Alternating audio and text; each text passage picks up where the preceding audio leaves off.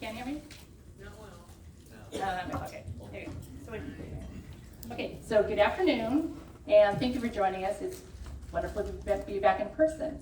And thank you to the Chamber for sponsoring this, and also a big thank you to North Bend Theater for hosting this.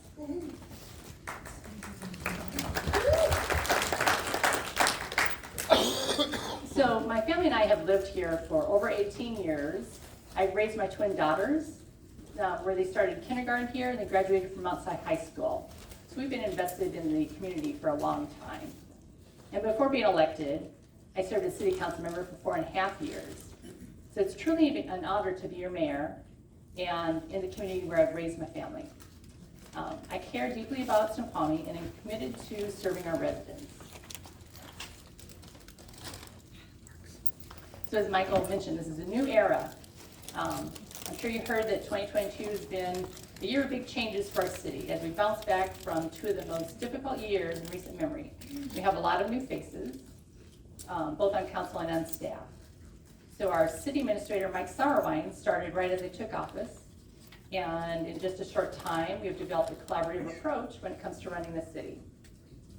Pictured on the screen are our 4 new council members representing Sokomi residents: Ethan Benson, Carrie Christensen, Joe Johnson, and Rob Quanton, who is here today. So they all bring with them enthusiasm and a new perspective to helping guide the city. Also joining our staff over the past 6 months, we have a new ARPA coordinator, Samantha Brumfield, a new city clerk, Deb Estrada, interim finance director, Jen Ferguson, Parks and Public Works director, Mike Chambliss, and a communications coordinator, Dana McCall.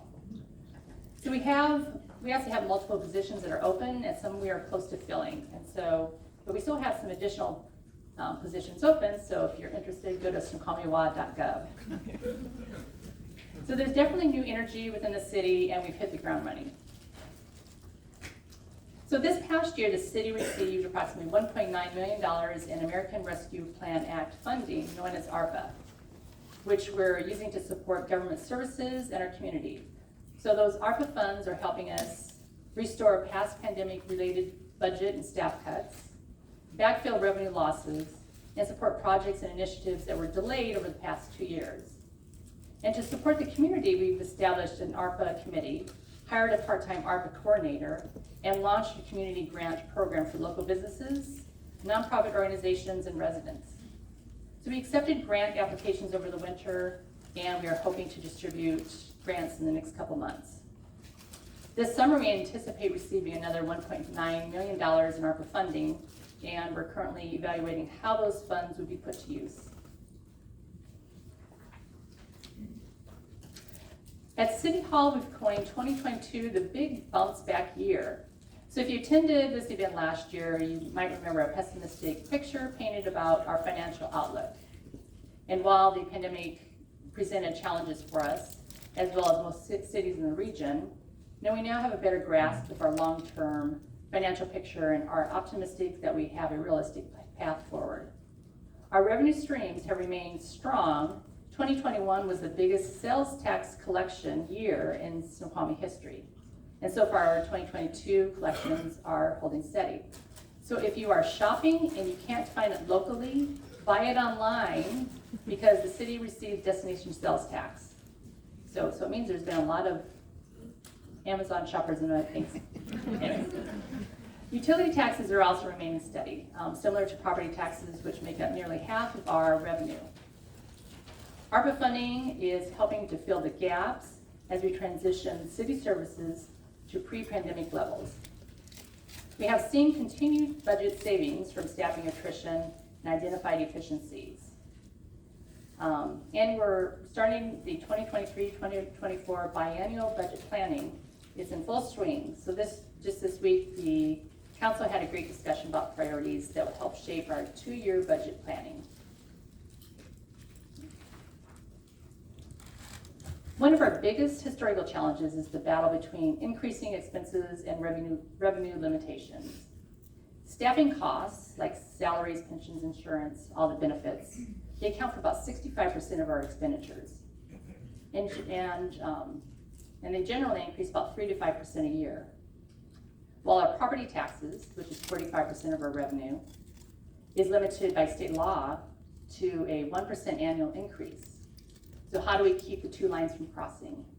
We are doing that with careful budget planning, as well as our well-defined priorities and efficiencies to lower our costs.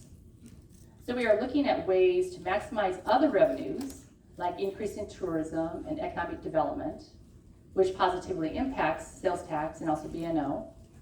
And for instance, we recently awarded an LTAC grant to the SnoValley Chamber to launch a tourism website and app. I think we heard about that earlier. So we are currently implementing a new business system that will increase overall efficiencies in our financial system and enhance customer service through online utility billing, accounts, park reservations, and there's a lot more to this business system. So our goal is to maintain our levels of service and become more efficient.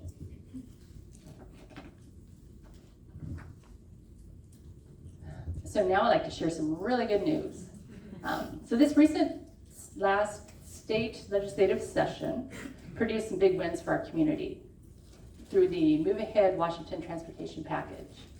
So thank you to Senator Bullitt for including the Sokomi Parkway in the package, and thanks to Representatives Callan and Ramos for their support. The state will be funding $5 million to help with the resurfacing of the Sokomi Parkway. So a 2020 traffic study concluded that over 80% of the roadway pavement damage was a result of regional truck traffic, rather than the normal wear and tear from our local traffic. So the state will fund 80% of the project. We will also be applying to convert the parkway to WashDOT to designate it as part of State Route 18, resulting in the state taking financial responsibility for the parkway repairs and ongoing maintenance. So we estimate future savings for our local taxpayers to be up to $1 million annually. And another big win was a $640 million earmarked to widen State Route 18 between Issaquah Hobart Road all the way to I-90. So this will be another huge benefit for our residents and our local workforce and our regional traffic from both a safety and travel time savings.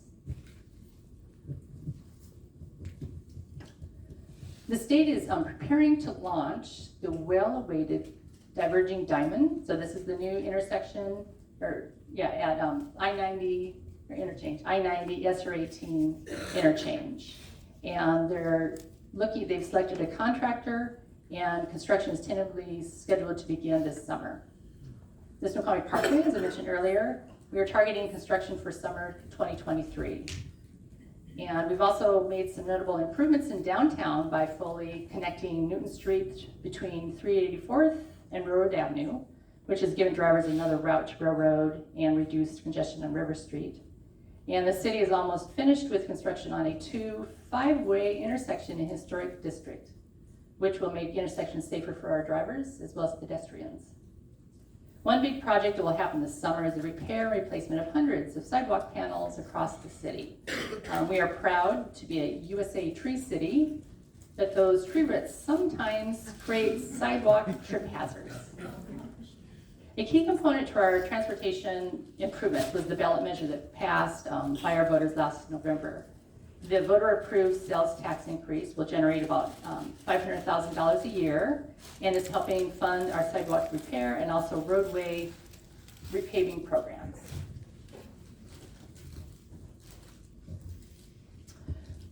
Being a highly livable city is a result of our investment in our community. So this past weekend, City Council members took a tour of projects identified for the next 6-year capital improvement plan.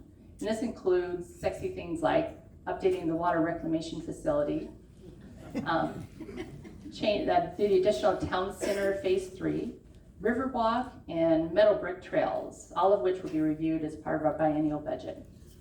For families, the new long-awaited all-inclusive playground park at Centennial Park will hopefully begin construction this summer. And we are continuing our assessment of expanding the community center and adding a swimming pool. We are almost finished with our investment of $17 million in downtown infrastructure with the improvement plan, which replaced many aging infrastructure components like water mains, sewer mains, and other critical piping. It also included new lift stations, improved intersections, and finished an important riverbank stabilization project in the downtown retail district.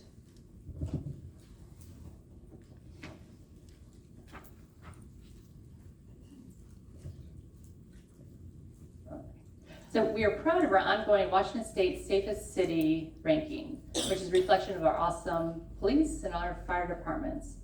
You know, this past legislative session, we were awarded a grant that will help fund a new behavioral health coordinator that we will share with North Bend. The coordinator will be a licensed mental health professional and will directly support our police officers and firefighters when they respond to someone in crisis. We are thankful to Representative Callan, who was instrumental in securing the grant funding that will have a positive impact on the Sokomi Valley. Our Sokomi Police Department is working toward full staffing levels with 3 new entry-level officers hired, as well as being in the final stages of hiring a new police captain. The department has maintained their service levels by utilizing 12-hour shifts and overtime.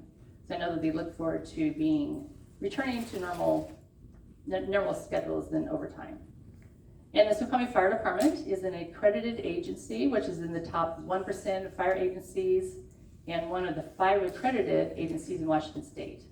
The department uses volunteers on nearly every shift, which we're working side by side with other firefighters to optimize call response. We are proud of the department's ongoing volunteer program that leads many to career firefighter positions. The fire department is actively recruiting new volunteer firefighters if anyone is interested. So as mentioned earlier, we are focused on economic development to strengthen our revenue sources. We've got some great businesses that Sokomi calls Sokomi home, and new ones looking to locate here. The city draws millions of tourists each year, which makes it a desirable location for businesses. So several new businesses that opened over the past few months include Sokomi Trading Company, Alicia Mesa Real Estate, Engel and Volkers just completed a major exterior remodel on the corner of River and Railroad, and we welcome the Sokomi Ridge Urgent Care Clinic. Wild Hair Vintage has new owners and is remodeling the space. Sokomi Falls Brewery is expanding its outdoor space. Sigelo Cellars is moving forward with its expansion plans on the downtown anchor corner at Railroad and King Street. The Rails Project building on Maple Avenue will have main floor retail space and 11 apartments. The proposed Sokomi Mill Site planned commercial development would include retail, restaurants, light industrial, and residential spaces. And so there's a public and appeals hearing were held earlier this month. In a hearing, examiner will issue a ruling later in June. Opening soon is a new children's clothing retail shop, Kitty Academy in the old IGA building, Federales, and Saints and Scholars in the Affinity space. So to keep up with our local businesses, I would like to meet with each of the Sokomi business owners and just understand what your needs are and how can the city help.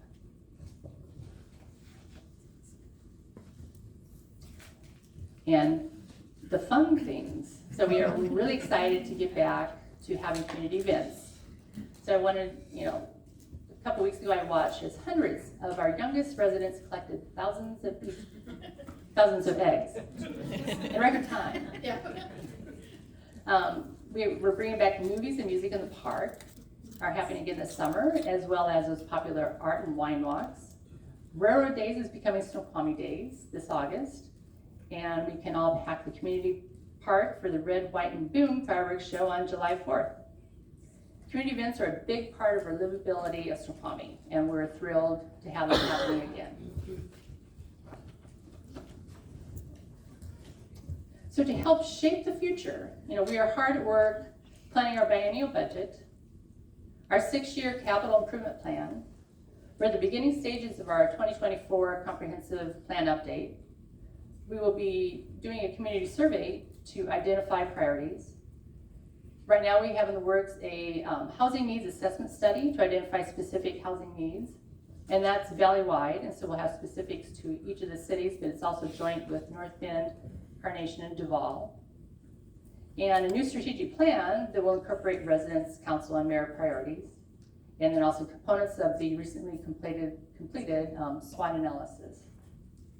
So we know that we have a lot of work to do and a lot of listening to do, and that it will help shape our planning for Sokomi's future. And I'm committed to it, our council members are, and so is our staff.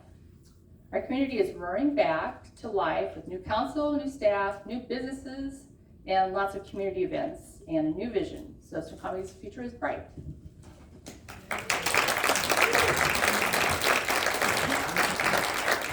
So thank you again for the opportunity to share my state of the city, my very first one.